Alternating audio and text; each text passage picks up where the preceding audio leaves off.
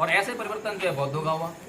तो पहले हिंदू थे तो पहले मंदिर में आते थे, अब कहाँ आ रहे हैं, बुद्ध विहार चले आते हैं। वो भी नहीं जाते, बुद्ध विहार नहीं जाते, बुद्ध विहार भी जाए तो कुछ मतलब मिल जाए, वहाँ भी नहीं जाते हैं। और फिर जो है और कुछ जो तीज त्यौहार थे वो मनाना छोड़ दिए।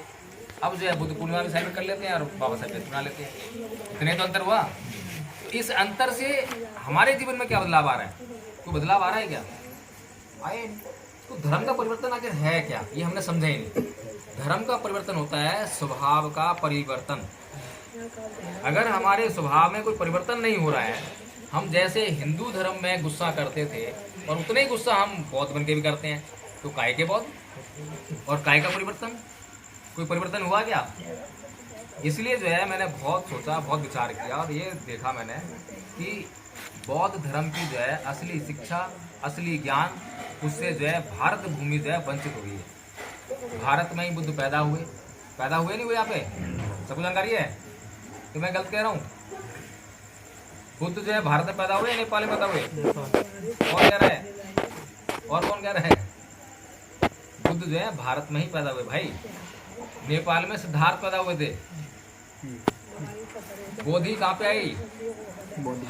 6 साल जो तपस्या करी थी वो तो बोध गया में करी थी, वहीं मिली ना बुद्धि, तो वहीं मिली थी हैं। तो बुद्ध भारत में पैदा हुए और भारत में ही मरे और भारत में उन्होंने ज्ञान प्रचार प्रसार किया उसका। तो इतना बड़ा महानतम व्यक्ति हमारे बीच में आया और चला गया, ज्ञान भी दे गया, सब कुछ दे गया, लेकिन हम जो है वही रह गए जैसे कि हम तालाब में डुबकी लगाएं और सूखे बाहर आ जाएं। और कौन सी उपमा है? क्या दिया तले अंधेरा। पूरी दुनिया जो है आज तरक्की कर रही है बुद्ध के ज्ञान से। 51-52 देश में बौद्ध हैं, है कि नहीं है? जापान बुद्धिस्ट कंट्री है, चाइना बुद्धिस्ट कंट्री है, श्रीलंका बुद्धिस्ट कंट्री है, बर्मा बुद्धिस्ट कंट्री है, कितने ही, वियतनाम और ताइवान, तो क्या नाम और देश हैं, जो है सारे देश जो हैं बुद्धिस्ट देश हैं। और पूरी दुनिया में एक ही उपाधि है जो किसी इंसान को मिली है। कौन सी है? The light of Asia. Light of Asia की उपाधि जो है सिर्फ बुद्ध को मिली है। इस दुनिया में दूसरी कोई उपाधि नहीं है ऐसी। लाइट ऑफ अफ्रीका नहीं है, लाइट ऑफ यूरोप नहीं है, कोई ऐसी सुनिए कोई किसी उपाधि जो है, लेकिन लाइट ऑफ एशिया आपने सुनी होगी। इतनी महानतम शख्सियत। बाबा साहेब कोई मामूली आदमी नहीं थे। बाबा साहेब खुद दुनिया में नंबर 1 थे और उन्होंने फिर ढूंढा, किसी ढूंढा? नंबर 1 को ढूंढा। सम्राट अशोक नंबर 1 थे कि नहीं? सम्राट जो है ये सिकंदर था। हमें तो सिकंदरी पढ़ाया जाता है क्योंकि जो पढ़ाएगा वो पढ़ेंगे ना हम जो है। सरकार ने पढ़ाया क्या? सिकंदर जो है, क्या कहते हैं उसको? सिकंदर महान। सिकंदर महान।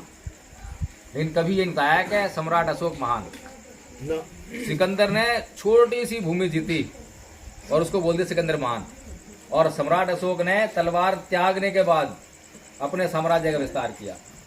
अब महान कौन सा? तलवार के दम पे जिसने जीता वो महान, या तलवार गिरा के जिसने जीता वो महान? तलवार गिरा के जो जीता है, तलवार गिरा के जीता। भाई ये बताओ कैसे जीतेगा कोई तलवार गिरा के? प्रश्न बनेगा ना। हिंदू लोग तुरंत एक प्रश्न दागेंगे, ऐसा कैसे हो जाएगा? कैसे जीत लेंगे तलवार गिरा के जो है? तो बताओ कोई कैसे जीता? भगवान बुद्ध ने एक बात हमें दी, मैत्री है जी, अपने विचार बदल के। हाँ, विचार बदल के। कौन से विचार? मैत्री। अब मान लो देखो 2 घर है, एक घर ये है और एक घर ये है, दोनों एक, अभी जो है सीमा है बीच में। अब दोनों एक नहीं है। कब तक एक नहीं है? जब तक ये सीमा है।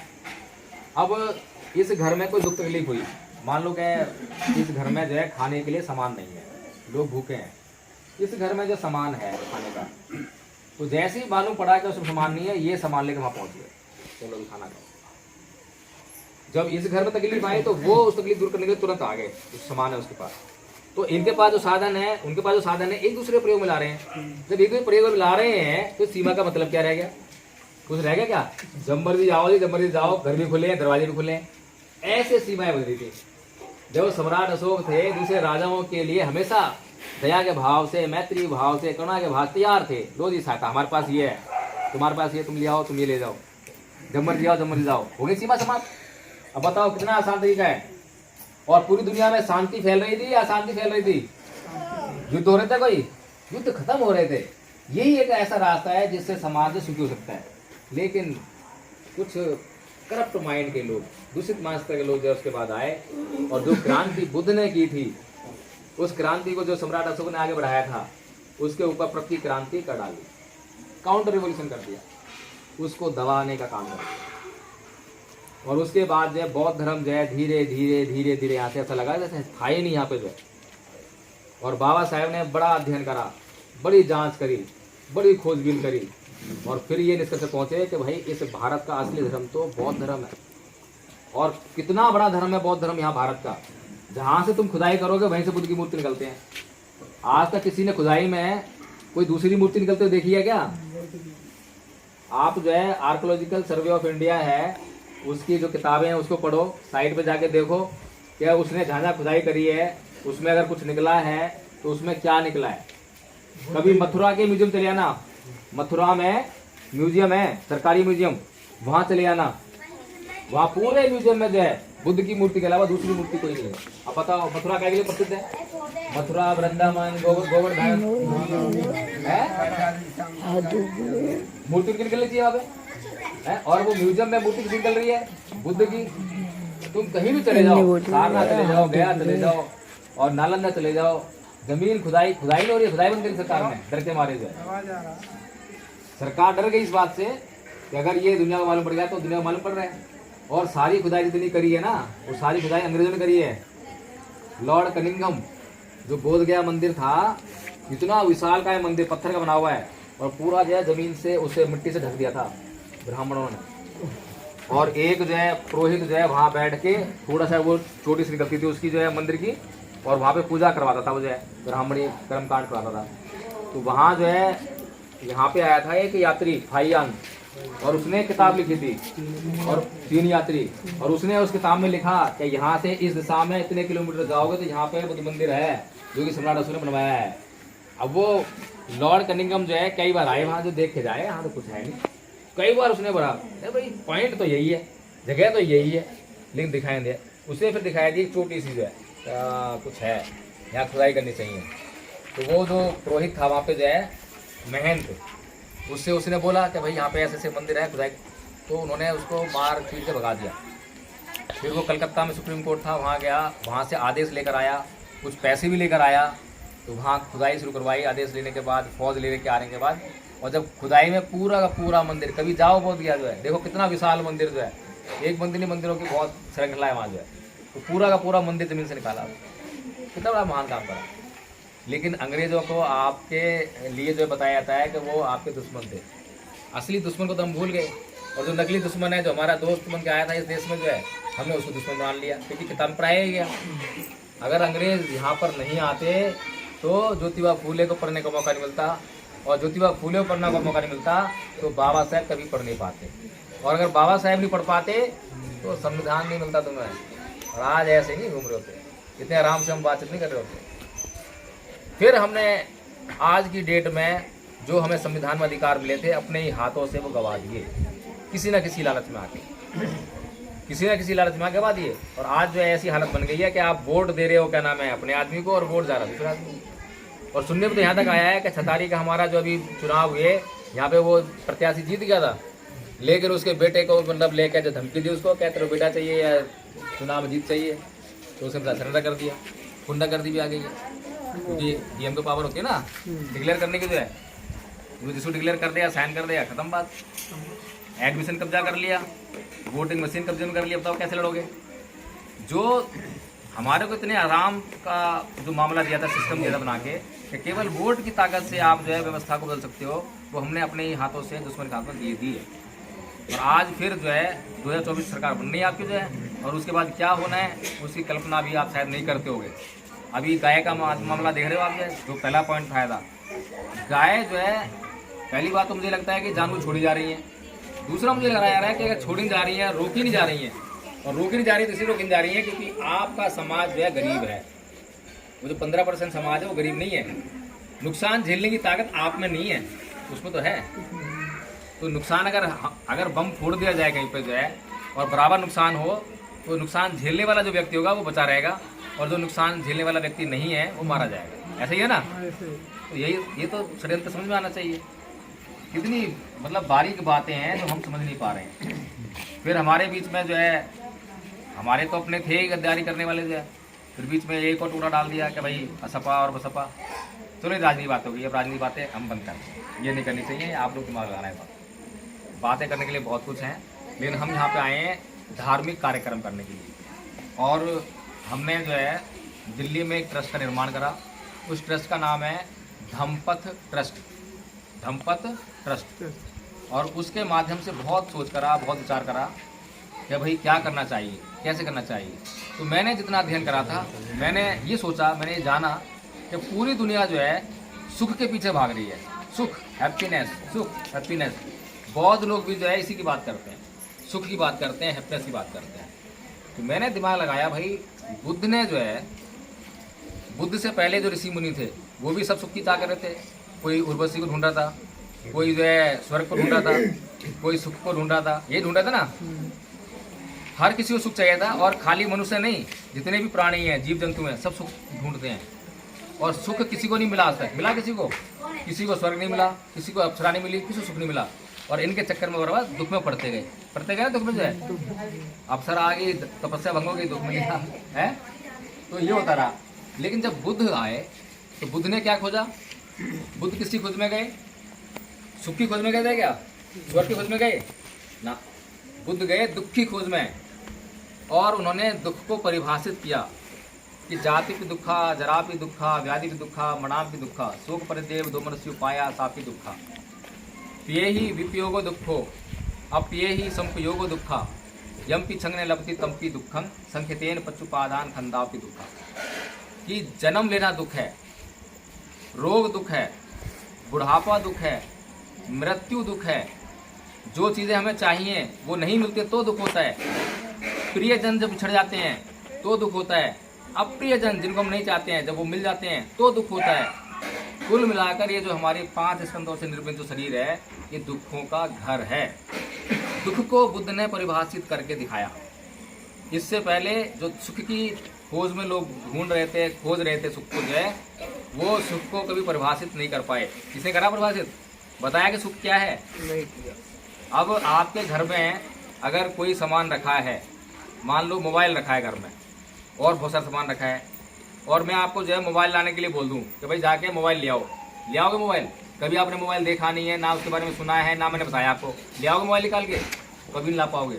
लेकिन मैं आपको बता दूं कि मोबाइल ऐसा होता है, ये होगा वो होगा, तो फिर आप मोबाइल जाके निकाल लाओगे। सही है ना? तो जिस चीज़ को हमने परिभाषित ही नहीं करा वो कैसे निकलेगी संसार से?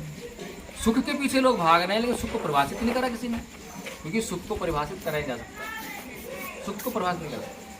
इसीलिए बुद्ध ने ये जान लिया कि सुख को परिभाषित नहीं कर सकते, इसलिए दुख को परिभाषित किया। और दुख को परिभाषित किया तो दुख को ढूंढ लिया, दुख को ढूंढ लिया तो उसका कारण जान लिया, और कारण जान लिया तो उसका निवारण जान लिया, और निवारण जान लिया तो उसका एक मार्ग भी जान लिया, जिससे कि उस दुख को दूर किया जा सके।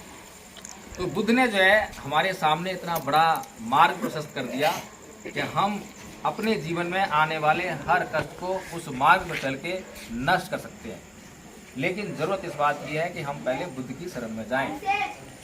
अब बुद्ध की शरण में हम जाते हैं, बुद्धं शरणं गच्छामि, बोलो चले गए हैं? कैसे जाएंगे? फिर बोलते हैं धम्मं शरणं गच्छामि, चले गए शरण में। अब मैंने 2 दिन से रोज बुलवा रहा हूँ, पर मेरे ख्याल से एक भी नहीं गया है। कई क्या बात बुलवाई मैंने? अगर ऐसे खाली बोल लेने से और शरण गमन हो जाता तो सब चले जाते, सब सुखी हो जाते। दूसरे लोग ये बोलते हैं ना, कृष्ण जी की नाम बोलते हैं कि मेरी शरण में आने मात्र से आपको मोक्ष प्राप्त हो जाएगा। वहाँ सिस्टम है, और होता होगा वहाँ, हमने तो देखा नहीं, हमें तो मिला नहीं कभी। गीता को उपदेश है सही है, हमें तो कभी मोक्ष प्राप्त हुआ नहीं, कोई सुख प्राप्त नहीं हुआ। बहुत पूजा की, बहुत धूम जमा ली, बहुत मतलब समाधियाँ लगा ली, बहुत कुछ कर लिया, लेकिन हमें कभी भी जो है सुख प्राप्त नहीं हुआ। हमारे दुख नहीं कटे, दुख कटेंगे दुख को काटने से। तो बुद्ध ने जो हमें मार्ग दिया, और बुद्धं शरणं गच्छामि जब बोलते हैं तो उसका मतलब ये है कि हम बोधि की शरण में जाएं। बोधि मतलब जिसको बुद्ध ने प्राप्त किया, जिसको प्राप्त करने के बाद सिद्धार्थ जो है बुद्ध बन गए। बुद्ध जब बन गए तो बुद्ध कौन होता है? जिसके पास प्रज्ञा का उदय हो गया हो। प्रज्ञा क्या है? मौलिक ज्ञान। मौलिक ज्ञान क्या होता है? जिसमें कोई आलेप ना हो, कोई आवरण ना हो, बिल्कुल मौलिक शुद्ध ज्ञान। और जिसके पास ये बुद्धि आ जाती है वो संसार की समस्याओं का समाधान देने में सक्षम हो जाता है, उसे कहते हैं बुद्धि प्राप्त। तो हम उस महामानव की शरण में जाना चाहते हैं, और शरण में जाएंगे तभी हमें जो वो ज्ञान प्राप्त होगा। बिना शरण में जाने से जाए बगैर कैसे ज्ञान प्राप्त हो जाएगा? कभी स्कूल में जाए बगैर किसी को शिक्षा मिली है क्या? स्कूल में भीतर जाना पड़ता है, रेसे कराना पड़ता है, जब तक चलती है। तो ऐसे ही पहले बुद्ध को हम जानें, जांच करें क्या बुद्ध के पास वो ज्ञान है कि नहीं है, हमारे दुखों का कुछ उपाय है कि नहीं है। जब हम ये जान जाएं तो फिर पूरी तरह से समर्पित हो जाएं, श्रद्धा लेकर आएँ। श्रद्धा लेकर जब हम जो है उस ज्ञान को हासिल करने का प्रयास करेंगे तो वो ज्ञान हमारे पास अच्छी तरह से आ पाएगा। और श्रद्धा आएगी तभी हम उसका अनुसरण कर पाएंगे। श्रद्धा नहीं आई तो हम उसका अनुसरण भी कभी नहीं कर पाएंगे। कर पाएंगे क्या? तो इसीलिए जो है मैंने ये विचार बनाया कि बुद्ध ने हमें जो मार्ग दिया था वो दुख मुक्ति का एक आंदोलन था, दुख मुक्ति करने का जो है वो मार्ग था। लेकिन हम जो है गलती से भटक गए, पूरा बौद्ध समाज भटक गया, और वो सुख सुख श्रेष्ठ मार्ग, सुख श्रेष्ठ मार्ग, सुख इसमें अटक गया। अब इसमें अटक गया तो फिर लक्ष्य तो मिलने वाला है नहीं, क्योंकि हम जो है जैसे हम श्रेष्ठ बोलते हैं, अच्छी चीज़ें बोलते हैं, तो वो क्या है? तृष्णा है। सुख क्या है? तृष्णा है। और तृष्णा जो है बार बार जो है दुखों में ही आपको डालने का काम करती है। तो तृष्णा को मिटाना ही जो भगवान बुद्ध का जो अंतिम संदेश जो है, निर्वाण प्राप्त करना, अंतिम जो लक्ष्य है कि निर्वाण प्राप्त करना है, तो वो तृष्णा के क्षय से ही होता है। तृष्णा क्या होती है समझते हैं सारे बात जो है। चलिए पहले मैं अपना कंसेप्ट बताता हूँ, इसमें चर्चा लंबी हो जाएगी। तो हमने फिर ये विचार बनाया कि हम भी एक जो है काम शुरू करें, लोगों को जो है धम्म का ज्ञान देने का। तो हमने उसको नाम दिया विश्व अशांति निवारण अभियान। कैसा नाम है? विश्व अशांति निवारण अभियान। बताओ कैसा नाम है? आज तक सुना है किसी ने ऐसा नाम? आपने कौन से नाम सुनोगे? विश्व शांति अभियान, विश्व शांति की वो क्या नाम, बहुत ही नाम सुनोगे हैं। विश्व शांति केंद्र, शांति शांति शांति सुनोगे। अशांति शब्द सुना है कभी? और हमने क्या लिया? अशांति शब्द लिया। और क्या बोला? अशांति निवारण, क्या अशांति को निवारण करना है नहीं? बुद्ध का मार्ग है कि नहीं है? बुद्ध की बात है कि नहीं है? बिल्कुल मौलिक रूप से बुद्ध की बात को लेकर चलने का काम करने का प्रयास करना। अब ये काम तो शुरू कर दिया, तो हमने कहीं थोड़ा सा कुछ समाज में जो है चेतना जगाने के लिए कुछ मैटर भी होना चाहिए। तो हमने कहा भी 5 लाख झंडे लगाएंगे भारत में, ताकि लोग सोचने मजबूर हो भाई कौन आदमी है जो 5 झंडे लगाएंगे, पंछी झंडे लगाएंगे हैं। तो इस तरह से हमने जो है ये अभियान की शुरुआत करने की विचार किया। ट्रस्ट बना ली। उस ट्रस्ट में 32-33 ट्रस्टी भी बन गए, जो कि इंग्लैंड से भी हमारे पास ट्रस्टी हैं, भारत के विभिन्न कोनों से ट्रस्टी हैं। कोई छोटा मोटा ट्रस्ट नहीं है, बड़ा ट्रस्ट बन गया है। और फंड भी आने लगा है इसमें, और उस फंड के माध्यम से यहाँ कार्यक्रम होने जा रहा है 4 तारीख को। और फिर विषय ये आया कि इस अभियान की जो है शुरुआत कहाँ से करें, है जी? इस अभियान की शुरुआत कहाँ से करें? थोड़ा सा टाइम हमें भी दे दो। तो क्योंकि मैं इस ट्रस्ट का चेयरमैन हूँ, मैंने इस ट्रस्ट की स्थापना करी, इस ट्रस्ट का सेटलर हूँ मैं जो है, तो मैंने ये विचार किया। बहुत मेरे पास जो है अगर मैं दिल्ली में करता या कहीं और जगह करता तो बहुत साधन खट जाते, इतनी मेरे को दिक्कत नहीं होती। अब यहाँ 150 किलोमीटर आना जाना बड़ी समस्या है मेरे लिए। तो मैंने ये देखा कि भाई मैंने जो है जहाँ पे जन्म लिया, मेरी मातृभूमि, उसका तो कर्ज होता ही है किसी के ऊपर, मेरे ऊपर भी कर्ज था। अब मैं पढ़ लिख के वकील बन गया, वकालत मैंने की, राजनीति भी करी, बहुत काम करे, और आज जो है पूरे देश में अच्छा खासा नाम भी है, मेरा भी नाम है, और जो हमारी मैडम है नीलम बौद्ध, उनका भी नाम है, खूब नाम है, नाम की दिक्कत नहीं है। लेकिन वो कर्ज बाकी था। तो हमने सोचा कि हम जो है पढ़ रहे हैं, लिखाई करने के बाद, वकील बनने के बाद धन नहीं कमा पाए। अगर धन कमाया था तो धन से सहायता करते अपने गांव की, यहाँ कुछ लाइब्रेरी बनाते, कुछ बच्चों को शिक्षा में हेल्प करते, उनकी फीस भरते किसी की जो है, तो कब से कुछ कर चुकता। तो हम वो तो कर नहीं सकते थे। इसलिए हमने सोचा कि जब हम इतना बड़ा काम करने जा रहे हैं विश्व लेवल का जो है, तो हम इसकी शुरुआत जो है अपने गाँव से क्यों ना करें। इसलिए ये जो अभियान है इसकी शुरुआत जो है इस गाँव से हो रही है। और अगर ये अभियान जो है विश्व स्तर का बन गया तो ये गांव जो है विश्व में अपनी पहचान बना लेगा। बताओ बड़ा काम छोटा काम है? अगर ये प्रोग्राम हमारा सफल हो गया और इसके बाद हम इस प्रोग्राम को लगातार आगे लेके चलते गए, लोग हमसे जुड़ते गए, लोग हमें मिलते गए और ये हमने पूरे भारत में शांति सुख स्थापित कर दिया। विदेशों में भी हमारा फिर कारवा जाएगा, विदेशों में नाम गूंजेगा कि भाई कौन है जिसके कारण भारत में शांति पैदा हुई। तो नाम कहाँ से आएगा कि भाई इस ट्रस्ट की जो शुरुआत हुई थी, इसके अभियान की जो शुरुआत हुई थी, वो हिसोटी गाँव से शुरुआत हुई थी। होगा कि नहीं होगा नाम? तो मैंने तो अपना काम पूरा किया। मुझे महसूस हुआ कि मेरे ऊपर जो है मेरी मातृभूमि का कर्ज है जो अदा करना बाकी है। अगर आप लोगों को भी महसूस होता हो, ये आप भी तो यही जन्म लिया है हैं? तो अगर आप लोगों को भी महसूस होता हो तो फिर जो है जो मैं काम करने जा रहा हूँ उसको अच्छी तरह से जांच करें, समझें और उसमें सहयोग जो भी कर सके सहयोग है उसमें सहयोग करने का प्रयास है। तो करेंगे नहीं करेंगे ना? वो तो खत्म हो गए मास्टर जी। मैं उनका बड़ा लड़का।